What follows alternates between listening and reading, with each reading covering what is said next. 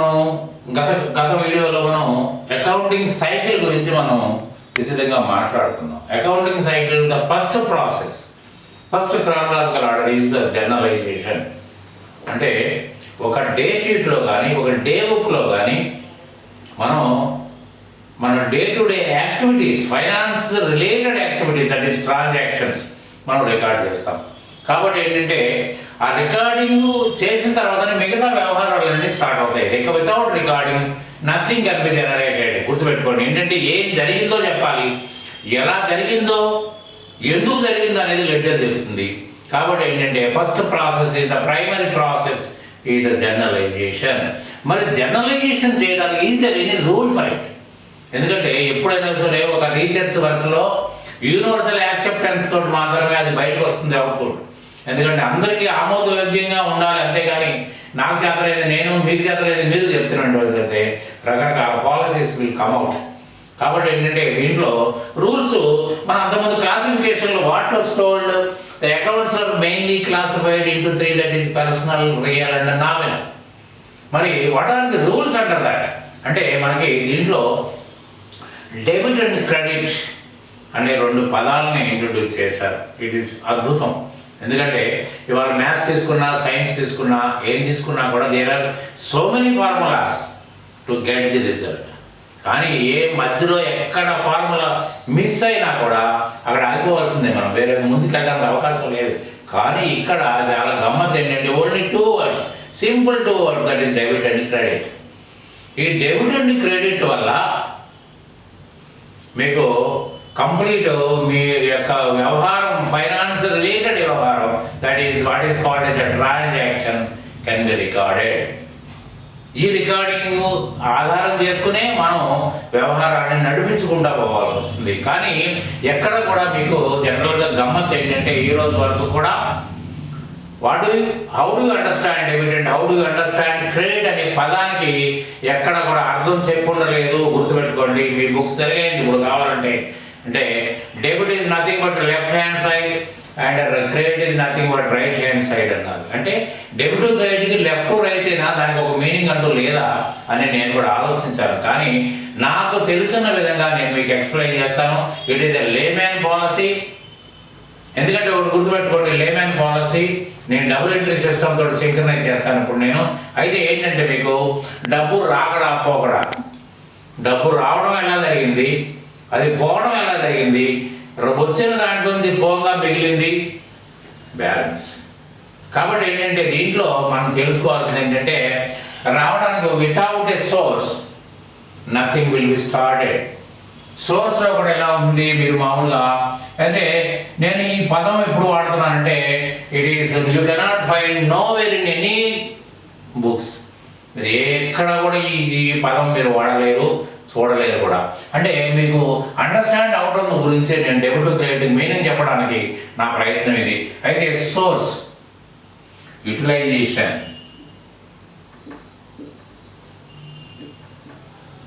Destination,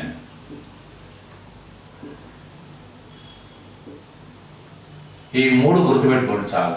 ఈ 3 గుర్తుపెట్టుకుంటే అంటే ప్రతీదీ మనకి ఒక ఆర్గనైజేషన్లో నిన్న అనుకున్నట్టుగా మనకి XYZ ట్రేడర్స్ అనుకుందాం. మళ్ళీ ఈ ట్రేడర్స్లో అంటే మనం రికార్డింగ్ వర్క్ స్టార్ట్ చేసాం.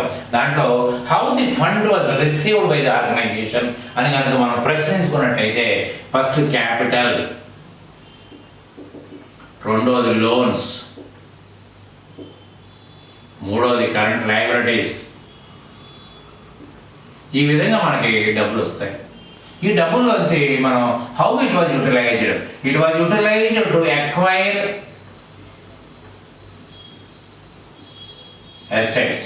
అసెట్స్ వచ్చినప్పుడు మీకు ఫిక్స్డ్ అసెట్స్ కానివ్వండి, లేకపోతే స్టాక్స్ కానివ్వండి, డిపాజిట్లు కానివ్వండి, రెంటల్ అడ్వాన్సెస్ కానివ్వండి, డీలర్షిప్ అడ్వాన్సెస్ కానివ్వండి, ఇవన్నీ అంటే outflow of money. This is the inflow of money, this is outflow of money.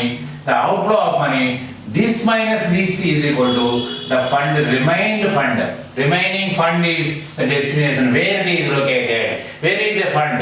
I got 10,000 rupees, out of that 8,000 was spent. then what is the balance? Where is the balance? If you question flow, so the balance is in the cash box or in the bank account. It is very simple. So all the sources, whether you received through capital, whether you received through a loan, and whether you received through a supplier or anybody, you have to simply create them. అంటే మనకి fund రావడానికి ఆధారం ఏంటని మీరు ప్రశ్నించుకోండి, ఆధారం create చేయండి. తర్వాత ఈ ఫండ్ ఎలా పోయింది, ఎందుకు పోయింది? To acquire asset or to meet the day to day expenses, whatever it may be. So that utilisation, the balance is destination. Simple మీకు. అంటే credit is equal to debit plus debit. ఇది కూడా డెబిటే, విన్నారా? ఎందుకంటే ఈ 10 రూపాయలు వచ్చి 8 రూపాయలు plus 2 rupees is equal to 10. Double entry సిస్టంలో మీకు అర్థమైంది అదే. కాబట్టి ఏంటంటే సింపుల్గా మీరు అర్థం చేసుకోవాల్సింది ఏంటంటే డెబిట్ క్రెడిట్కి మీరు ఇప్పుడైనా మీరు నేర్చుకోవాల్సింది ఏంటంటే it is not the left side or the right side. Debit is nothing but utilization, the balance is the destination, and the credit is nothing but the source. మీరు ఎంట్రీస్ పాస్ చేయండి, క్రెడిట్లోకి వస్తుందా డెబిట్లోకి వస్తుందా అనేది మీకు అర్థమైపోద్ది. అప్పుడు నా లాజిక్ కూడా మీకు అర్థమైపోద్ది. ఇప్పుడు మీరు కన్ఫ్యూజ్ చేయొచ్చు, ఇదేంటి కొత్త పదాలు, దీనివల్ల మనకి ఏంటి అనుకోండి. కానీ ఒక్కటి గుర్తుపెట్టుకోండి, ఏదైతే మీరు మనసులో తట్టుకుంటుందో, మనసులోకి అర్థమయ్యే పరిస్థితిలో మీకు ఉంటుందో, దాన్ని you can talk and you can do anything. You can interpret the same thing to the management or anybody who asked you, what about this? So this is the thing. So ఈ golden rules of అకౌంటెన్సీలో మీకు debit క్రెడిట్ని ఇట్లా వాడుకుంటూ మీరు కొంత రూల్ని pass చేశాడు ఆ పెద్ద ఆయన. ఆ రూల్ ఏంటో ఒకసారి మనం చూద్దాం. First of all take personal account. దీన్ని కూడా ఎంత సింపుల్గా చేశాడో చెప్తాను. పర్సనల్ అకౌంట్లో మీకు ఫస్ట్ ఏదైనా సరే డెబిట్ తోటి స్టార్ట్ అవుతుంది. డెబిట్ ద రిసీవర్, క్రెడిట్ ఏంటంటే డెబిట్కి ఆపోజిట్ ఎప్పుడు క్రెడిటే, కాబట్టి ది గివర్. ఇంతటితో మీ బుక్స్లో అన్ని చోట్ల ఇదే ఉంటుంది. మీరు ఇంటర్మీడియట్ మొదలు పెట్టుకోండి, డిగ్రీ మొదలు పెట్టుకోండి, ఎంబీ ఎక్కడికైనా పోండి, బేసిక్ అకౌంటింగ్ రూల్స్ చూసుకుంటే debit the receiver, credit the giver. Debit the receiver from whom and credit the giver by whom అనే ప్రశ్న ఎందుకు రావట్లేదు? దాన్ని ఎక్స్టెన్షన్ చేసి చూడండి. Debit the receiver from the business. ఇది సరైన ఇది టు ది బిజినెస్. దీని అర్థం ఏంటి? Debit the receiver from XYZ traders who received this. It may B a stock, it may be service, or it may be cash. So debit the receiver from the business and credit the giver to the business who gave this amount, who gave this fund to the organization. ఇప్పుడు పూర్తి అర్థవంతంగా ఉంది మీ rule. అంతేగాని debit the receiver, credit the giver from whom he received, from by whom the fund was entered into the business అంటే మీ దగ్గర answer లేదు. కానీ ఇది గుర్తుపెట్టుకోండి, ఈ extension is very very important. The second one is real account. ఇంకా చాలా అద్భుతాలు చెప్తాను, ఇది అయిపోయేలాగా మీకు ఒక అద్భుతం చెప్తాను. అప్పుడు మీరే లెక్క ప్రకారం debit what comes in to the business. ప్రతిదీ బిజినెస్ గురించి మాట్లాడదాం మనం. విన్నారా? కంటిన్యూషన్ చేద్దాం. డెబిట్ వాట్ కమ్స్ ఇన్ అంటారు అంతే, కానీ మన బుక్స్లో ఎక్స్టెండ్ చేద్దాం. Credit what goes out of the business.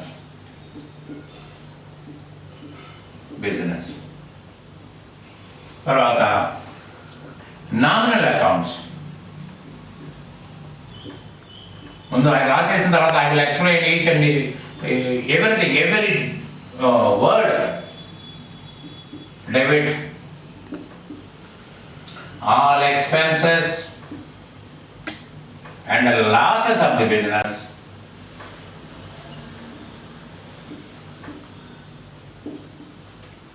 Credit all incomes and the gains of the business.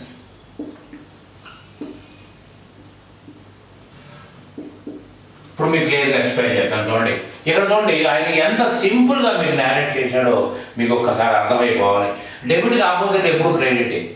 సింపుల్గా మీరు గుర్తుపెట్టుకోవాలి. రిసీవర్కి ఆపోజిట్ గివర్, ఫ్రమ్కి ఆపోజిట్ టు. సింపుల్ చూసారా? అంటే మీరు దీన్ని గెట్ బై హార్ట్ చేయాల్సిన అవసరం లేదు. సపోజ్ ఒకటి కనుక తుడిపేసుకున్నాం అనుకోండి, సపోజ్ ఇప్పుడు పైకి తుడిపేసుకున్నాం అనుకుంటే మనకు చేయాల్సింది ఏంటి? క్రెడిట్కి డెబిట్ ఆపోజిట్, గివర్కి రిసీవర్ ఆపోజిట్, టూకి ఫ్రమ్ ఆపోజిట్. ఎంత సింపుల్గా ఉంది అంటే మీరు గెట్ బై హార్ట్ చేయాల్సిన అవసరం ఇక్కడ లేదు, అర్థవంతంగా ఉంది. Debit from the expired traders and credit giver to the business, that expired traders. Next real అకౌంట్స్లో it relates to the assets of the business. Assets of the బిజినెస్లో మీకు ఏంటి? Debit what comes in to the business, credit what goes out of the business. Comes in, goes out. ఇది కూడా సింపుల్గా అర్థమైపోయింది కదా మీకు. అంటే ఒక వస్తువు అంటే రియల్ అకౌంట్స్లో అన్ని వస్తువులే ఉంటాయి కాబట్టి ఏంటంటే ఏ వస్తువు లోపలికి వచ్చింది, ఏ వస్తువు బయటికి పోయింది అనేది పూర్తిగా అర్థవంతంగా ఉంటుంది. కాబట్టి it is very easy to remember. Nominal accounts are nothing but temporary accounts. Temporary accounts లేకపోతే నేమ్ సేక్ అకౌంట్స్, ఇన్ని రకాలు ఉంటాయి. దీని అర్థాలు నేమ్ సేక్ అకౌంట్స్ అంటే నామమాత్రపు ఖాతాలని తెలుగులో ఉంటుంది, టెంపరరీ అకౌంట్స్ అని ఉంటుంది. అంటే ఇక్కడ చూడండి, debit all expenses and losses of the business. మనకి నేరేషన్లో ఎలా ఉందో మన బుక్స్లో debit all expenses and losses, credit all incomes and gains. Whose losses are, whose expenses are this and whose incomes and gains అనేది ఎక్కడైనా మీనింగ్ ఉందా? Meaning లేదు. ఇక్కడ మీరు లేదు, మీ పుస్తకాల్లో ఉన్న దానికి మీనింగ్ లేదు. నా ఎక్స్టెన్షన్లో ఖచ్చితంగా మీకు మీనింగ్ కనిపిస్తుంది. అయితే expenses and losses of the business, business సంబంధించిన ఎక్స్పెన్సెస్ మాత్రమే మీరు రికార్డ్ చేయాలి. అంటే ఇక్కడ not the owners expenditure. Owner May withdraw money to meet his personal obligations. Owner may withdraw money to pay his LIC fees. Owner may withdraw money to pay his son's college fees. That is his own. He is withdrawing the amount from his capital investment. It is not a business expenditure. కాబట్టి ఏంటంటే expenses and losses అంటే మీరు personal accounts owner గారి expenses కూడా record చేసి ప్రమాదం ఉంది. కానీ expenses and losses of business అంటే మీరు కట్టిగా రికార్డ్ చేసేటప్పుడు గుర్తుపెట్టుకుంటారు, this is not related one అనుకుంటారు. తర్వాత ఏంటంటే credit all incomes and gains. అయితే ఇంకోటి చూడండి, మీకు ఎక్స్పెన్సెస్ అంటే మీకు అందరూ తెలుసు, ఇన్కమ్స్ అంటే కూడా మీకు అందరూ తెలుసు. Then what do mean by the word loss and what do mean by the word gain?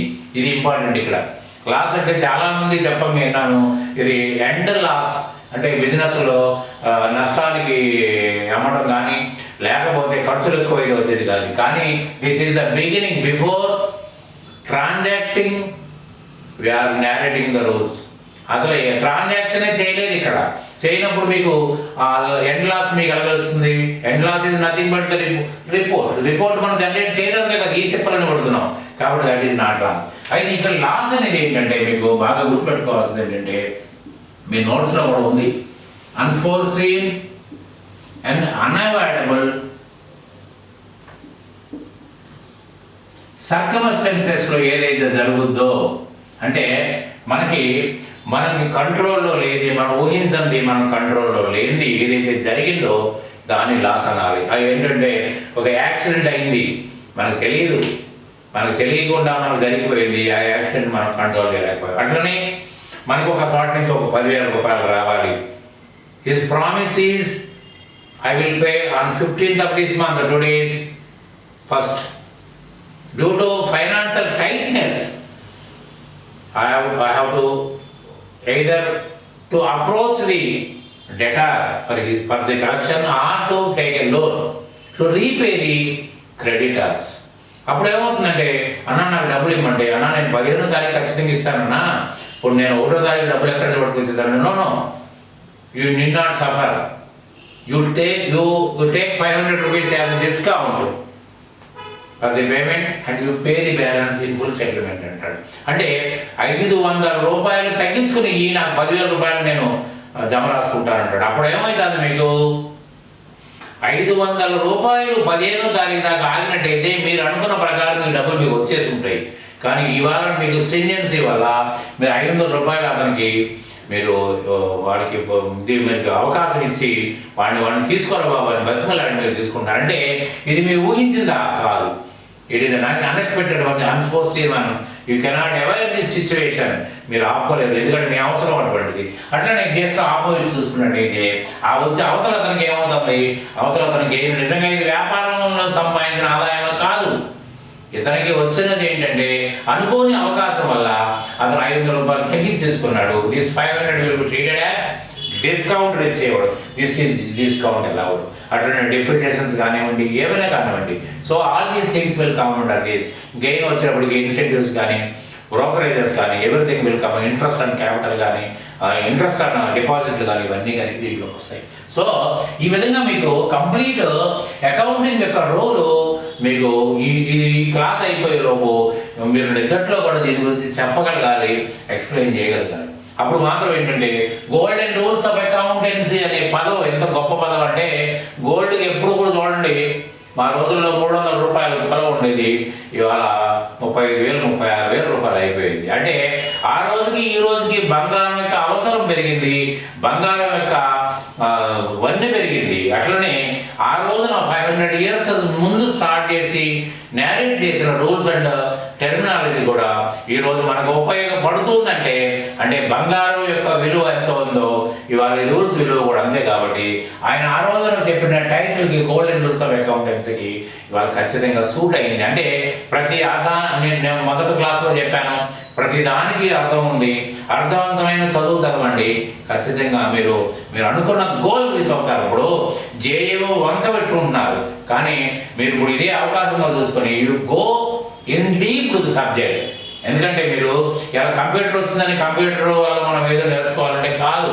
మీరు బేసిక్లో ఎంత తరువుగా ఉంటే కంప్యూటర్స్లో అంత ముందుకు వెళ్ళగలుగుతారు. కాబట్టి ఇది మీకు మోర్ అండ్ మోర్ ఇంపార్టెంట్.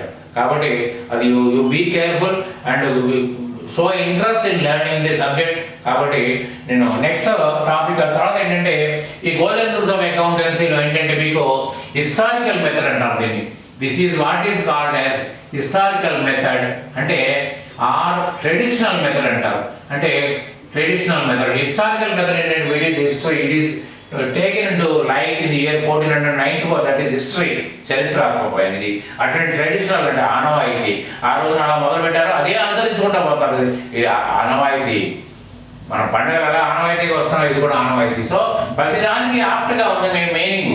ఈ రోజున కూడా చాలా మందిని చూశాను, how it will be called అంటే so many persons are not in a position to answer it. అది వద్దు, మీకు వద్దు, నా స్టూడెంట్స్గా మీకు అసలుకి వద్దు. కాబట్టి ఏంటంటే you be careful while going through the video and while going through the subject also to you can definitely will become a perfect one and you will get a good accounting post. Okay, so I am taking leave from this video to start another video. Good day.